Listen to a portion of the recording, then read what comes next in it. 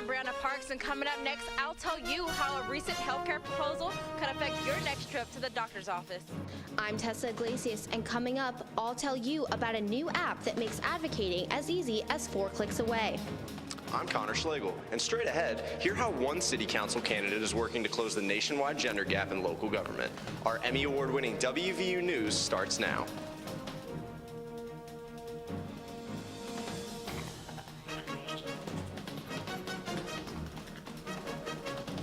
The Affordable Care Act is out and the American Health Care Act is in. Now, how will this change affect the future of health care? I'm CJ Harvey. And I'm Brianna Parks. The fight for gender equality continues. And now, one Morgantown resident is looking to be a part of the solution. These stories and more on WVU News, an Emmy Award-winning newscast produced by television journalism students right here at West Virginia University. It's been exactly 100 years since the first female Congressmember was elected. And while the number of women in politics has increased since then, women still hold less than 20% of congressional seats. Connor Schlegel is here to tell us more. Connor? Thanks, Brianna and CJ. Despite low representation in politics, Trump's victory has inspired women across the country to run for office. Around 4,000 women have already reached out to political organizations with plans to seek elected federal and state offices. On the local level, about 1/3 of U.S. city councilors and only 18% of mayors are women. And with Morgantown's upcoming election, one resident is hoping to raise that number. With or without a woman in the White House, the U.S. has a low share of women in politics. Only about 19% of all members of Congress and less than 25% of all state legislators are women. But that could all change. I think a lot of women feel that the election and the results of the election did not or do not adequately represent them and what they want out of government. And so it's kind of a negative backlash to what they've been seeing in Washington, D.C. and in government more generally. Morgantown resident Rachel Fetty is aiming to be part of the solution. She's currently on the ballot for the first time in the Morgantown City Council elections. Unfortunately, President Trump had a very disparaging tone towards women throughout his campaign, and it's discouraging as a woman to hear the kinds of comments that President Trump made. Although the United States is viewed as a progressive country, it ranks behind 98 other countries in percentage of women in its main legislative body, putting it behind nations like Saudi Arabia and Pakistan. I think in all politics it's important for women to be involved because we make up slightly over 50% of the population. 38 women of color were elected to Congress, the largest number ever, and the number of women of color serving in the Senate at the same time has never been more than one until this year. There are 4 minority women serving in the Senate. All 7 council seats are up for re-election. Voting will begin on April 12th and run through the 22nd. Brianna, back to you. Thanks, Connor. House Republicans unveiled the American Health Care Act on March 6th, and it has already gained backlash from millions. Healthcare experts even say it's unworkable and suffers major flaws. I found out what changes were made from the old plan and how this new plan will impact Americans. The Congressional Budget Office just released this 37-page report. Inside, it details the bottom line for health care. People like me who have chronic illness and disability, really, it saved my life. It's allowed me to be able to continue being a professor at WVU. I haven't missed that many days, and I've been able to have a livelihood, a job, and provide for my family and to be able to raise my children. Reports predict that the number of people without health coverage will rise to 52 million in the next 10 years, compared to the 28 million if the Affordable Care Act remains intact. West Virginia Senator Joe Manchin has criticized the plan's approach to the elderly by making the following statement, quote, "I don't just attack because you're on the other side of the aisle, but how can you look at yourself and say, okay, I'll help the person who needs help the least, the wealthiest people with more tax cuts," end quote. And for Professor Beeson, having affordable health care isn't a luxury, it's a basic human right.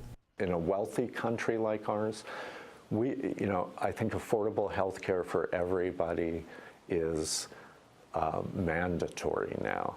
It should be.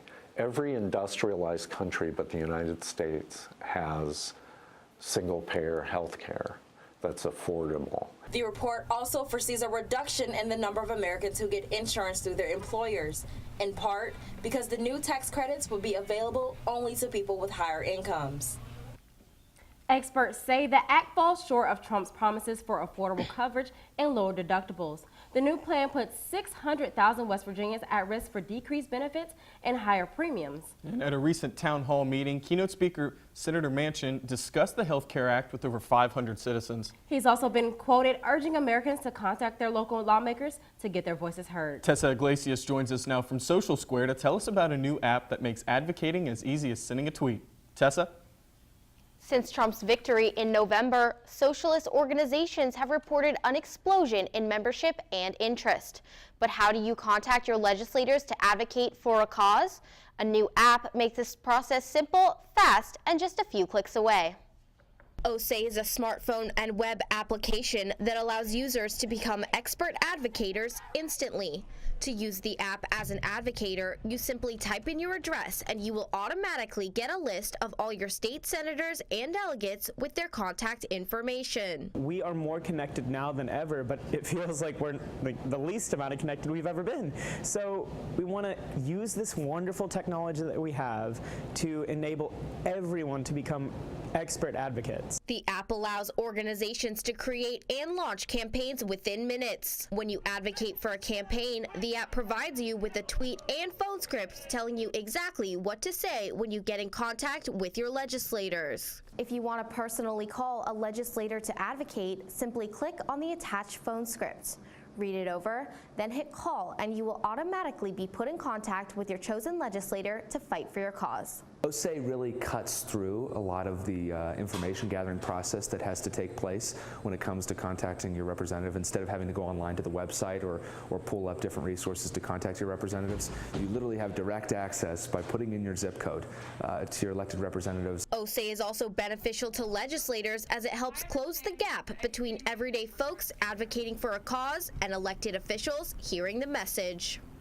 Many organizations, including ACLU, Fairness West Virginia, and Generation West Virginia, are excited to put this app to use. This app will allow organizations and advocators to get their causes heard. CJ, back to you. Thanks, Tessa. More than 2 million home burglaries are reported in the United States each year, and every 13 seconds a home will be robbed in America.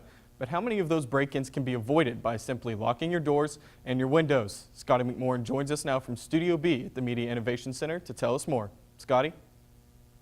Thanks, CJ. Most people don't know that criminals can burglarize a house in less than 10 minutes, and when someone's home during a break-in, things can get violent. Recently, a local resident had his house broken into and was held at gunpoint. I talked to police to see what you can do to protect yourself and your family. The number of home robberies in Morgantown has been between 25 and 30 burglaries per year since 2005. Westover Police Chief Rick Panico says that there are many reasons for this number, and there are also a few ways to lower that statistic. Half entries come through windows that are opened.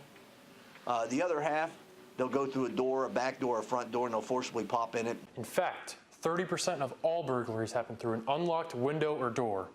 When you leave your door unlocked, an intruder can walk right in and take whatever they want. Statistics show that you almost triple your chance of not being invaded in any way if you have a security system. In fact, homes without security systems are up to 300% more likely to be broken into.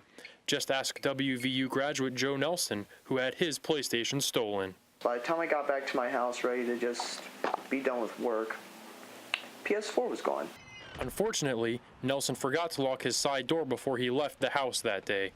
He learned his lesson, and now he always makes sure his door is locked whenever he leaves his apartment. Lock your door and respectfully hold on to the door, try to open it, and then go back to normal.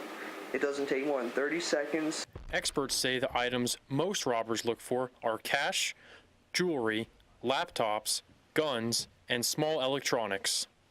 Police go on to say that the average dollar amount in stolen property during a break-in is more than $2,000. And get this, police only solve about 13% of all reported robberies. Back to you at the Waterfront Studio. Thanks, Scotty. And if you would like to watch this video in 360, you can log onto our website. Did you know that 1 in every 4 Americans don't get enough to eat? In fact, 15% of Mon County residents can't afford 3 meals a day, but one local organization has made it their mission to help the hungry. Empty Bowls Monongalia held its 11th annual Soup and Bread Luncheon to raise awareness of food insecurity in the county. More than 2,000 people attended the event to enjoy endless soup servings, and ticket holders also got to take home a handcrafted ceramic bowl of their choice. The funds raised at the luncheon will support 22 hunger relief programs in Mon County. That's such a great cause, CJ. It's nice to see the community coming out in big numbers to help the hungry. Definitely, definitely. In other news, the success of WVU sports continues. However, for one WVU team, success is nothing new. Sports reporter Andrew Caridi is up next. I'm Andrew Caridi, and coming up on WVU News, I'll show you how the West Virginia Rifle Team celebrated its 5th straight national championship. Ready to go? Sometimes the most important lessons are learned outside the classroom. Are we going the right way? When you chase the unknown, take a risk, and push beyond your boundaries. That's when you discover who you really are. Every journey starts with a first. Let's go. A national championship is the ultimate goal for any college athlete. And the WVU Rifle Team has reached that for the 5th year in a row. Sports reporter Andrew Caridi is here to tell us more. Andrew? Thanks, Brianna and CJ. The WVU Rifle Team opened the Coliseum doors to fans to celebrate yet another victory. It was a homecoming of epic proportions as the Mountaineer Rifle Team remains dominant, bringing home the program's 19th national championship. I talked to the team to get their reactions on the continuing success of the program. It was all smiles for the West Virginia Rifle Team as they celebrated their 5th straight national title at the Morgantown Coliseum. After finishing the season 12-0, the Mountaineers capped off a landmark season perfectly at Ohio State's French Fieldhouse, securing their national best 19th title.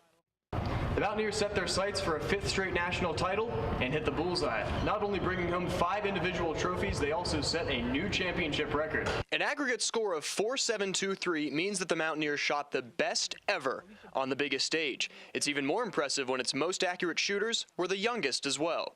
Freshmen Morgan Phillips and Melissa Babich earned individual championships in small bore and air rifle, making it a complete sweep for WVU. Despite the two roommates competing against each other, it was the team result that truly mattered. Mountaineer Nation will likely get used to this young dominance. It's the 2nd year in a row that freshmen would claim trophies after Olympic gold medalist Ginny Thrasher swept nationals last season. That type of experience has paid dividends already. Ginny and really the whole team all have a lot more experience than like any of the freshmen did, so we really look up to them for help, and Ginny's been great all year. Experience and greatness are at the core of the program. It's the 6th title for Olympian and head coach John Hammond. Yeah, very satisfying to get that 5th championship. We always think of it as not the first, but it's a new championship each year because it's a new team. The Mountaineers' 5-peat is the 3rd in the sport since 1980, and they'll shoot for 6 next year, which they accomplished just once before, from 1988 to 1993. It's also the 2nd year in a row national honors have been claimed by women, appropriate considering WVU celebrated 125 years of women just last year. CJ and Brianna, back to you. Thanks, Andrew, and congrats to the WVU Rifle Team on another great accomplishment. That's going to do it for this week's edition of WVU News. You can visit us online on our website. You can also watch any of our shows on YouTube, and please follow us and our reporters on Twitter. I'm CJ Harvey. And I'm Brianna Parks. Thanks for watching. We'll see you next time.